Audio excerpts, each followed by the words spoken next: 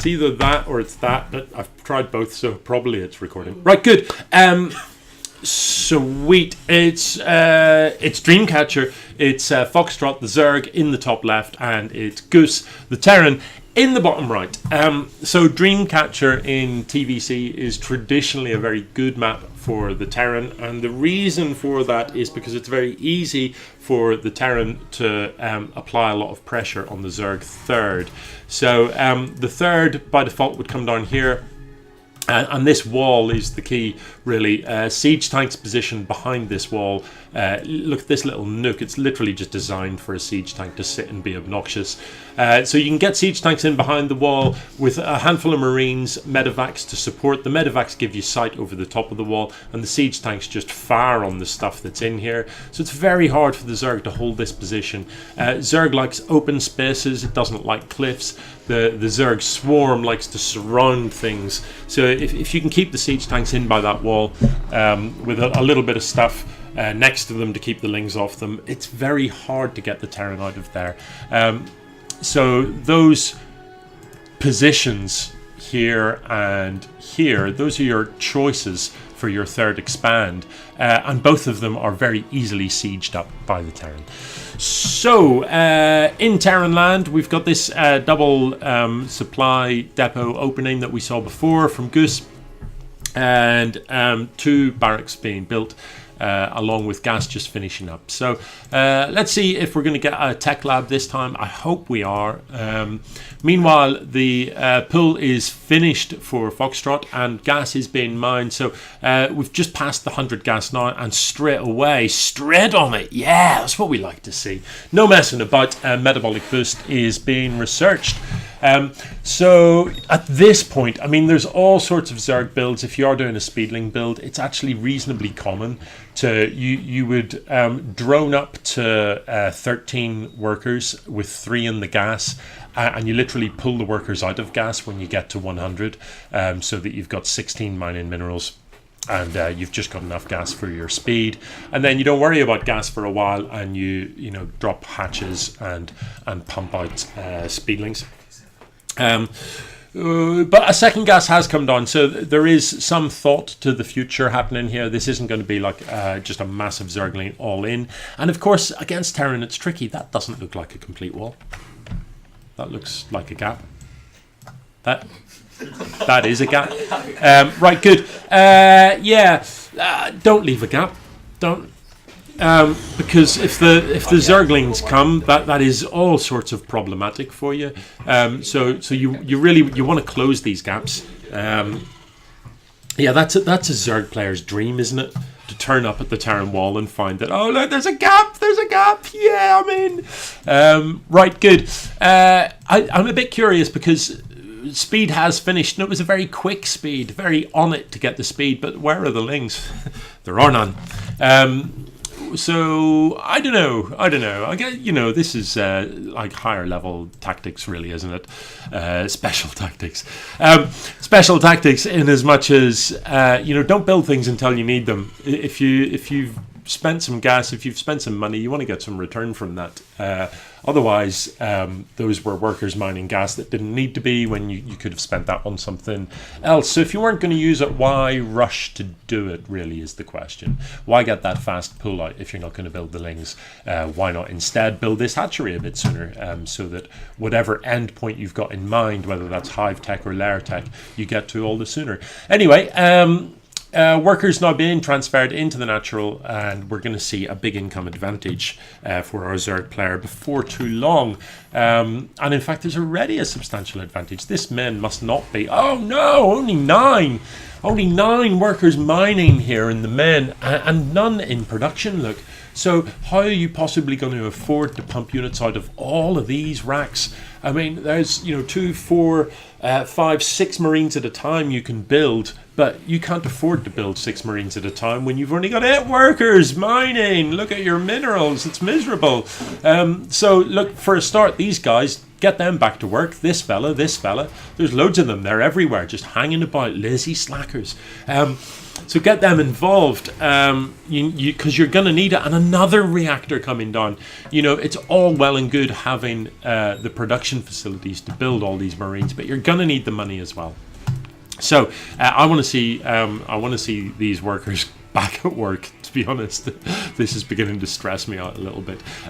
We've got there's another one. Look, we've got the starport is finished up. No medevac yet because probably you can't afford it. The engineering bay is finished up, so this looks awfully like somebody that is planning a big marine push. But if that is what you're planning, then this tech lab needs to come down, and you are going to need combat shield. You're going to need stim, because without those two things, marines just aren't half as effective. Over here in Zergland, I wouldn't want to be the first marine up this ramp, because they're going to get a nasty poke in the face from these fellas, and that's going to be reasonably unpleasant. But I don't think there's any units, and that's literally amazing. There isn't a single. Is there any units at all? Oh, there is. Oh no, that's in production. Yeah, the Zerg has these 2 lings. 2 lings and a hive building, and I don't think I've ever seen anybody start hive before they've got like any units whatsoever. So my mind's kind of blown here. But anyway, swarm hosts it is, and swarm hosts are pretty badass if used well.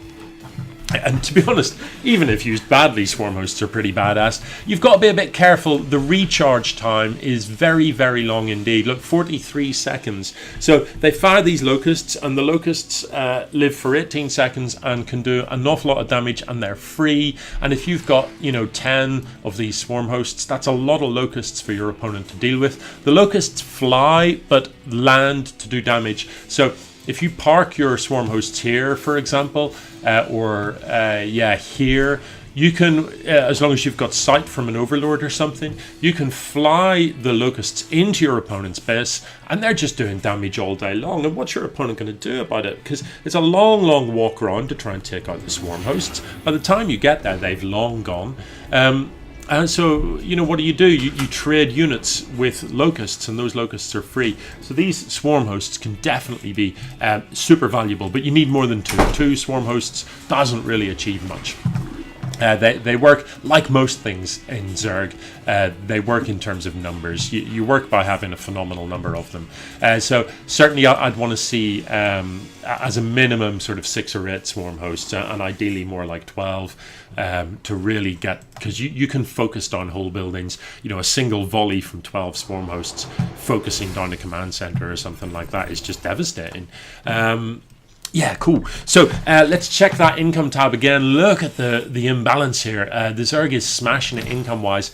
Hasn't quite got on top of spending it, but hopefully we are going to see that. There's so much tech in place here that our Zerg player, can build a lot of very expensive units. But you need additional bases, even if you're only mining gas from them, to try and keep up with.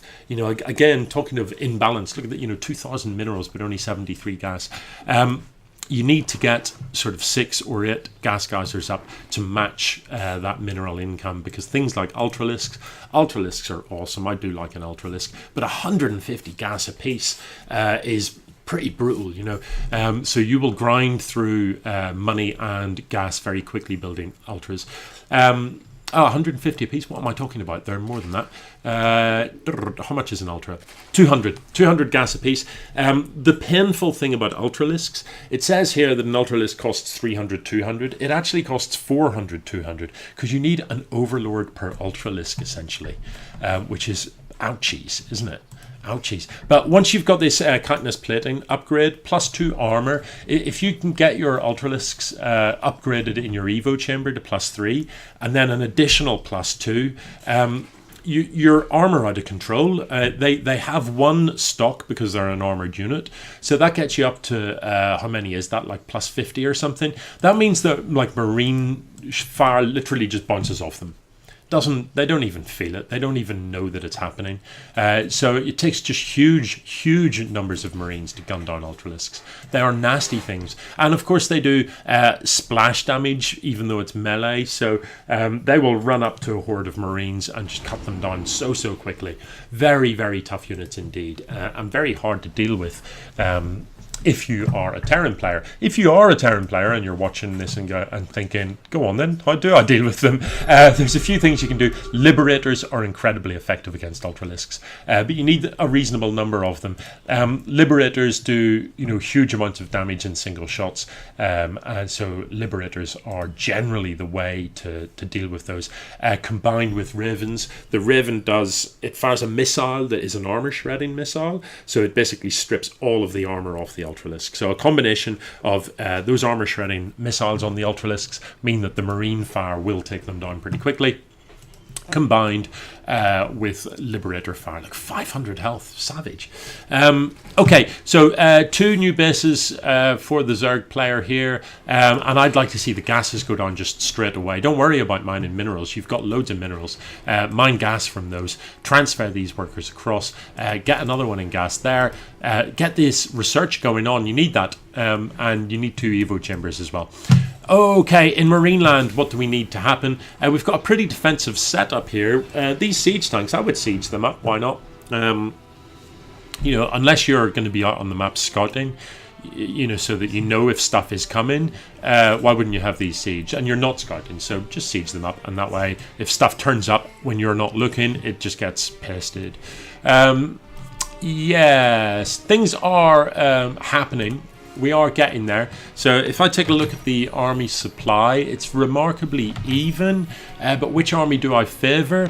These ultras with the roaches in... Oh man, they will slice through this pretty sharpish because there's just no upgrades on these Marines. There's no stim to increase the rate of fire. There's no combat shield. There's, these Marines, I don't know, would the ultras one-shot those or something? Would they just would it be just a single swipe to the face? Not quite. 35 damage from the ultra, 45 health on the Marines. So, yeah, 2 swipes from the Ultralisk is going to take out 6 Marines at a time, isn't it? So that is going to be ugly to watch. Yeah, with the roaches behind the Ultralisks, I guess 1 swipe from the Ultras and then a volley from the roaches and the Marines all die. So the Nidus is here, and that's okay, but I still would have liked it to be here, just to terrify your opponent. While the Nidus is building, you can't do anything to it. You can't attack it while so you can see it. You know that it's coming, and you're like, oh no, a Nidus!